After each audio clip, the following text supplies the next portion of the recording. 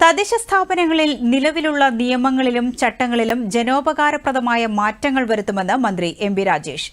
Category 1-ൽ ഉൾപ്പെടുന്ന വ്യവസായങ്ങൾക്ക് panchayat licence ആവശ്യമില്ലെന്ന് മന്ത്രി വ്യക്തമാക്കി. ബ്രൂവറി കാറ്റഗറി 1-ലാണോ എന്ന് പരിശോധിച്ച് പറയാമെന്നും മന്ത്രി മാധ്യമങ്ങളോട് പറഞ്ഞു.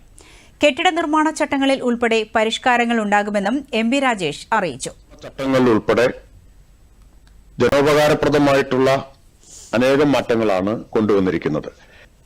ഒന്നാമത് ഗവൺമെന്റ് അനുമതി കൊടുത്തിട്ടുള്ളത് എന്തിനാണ്?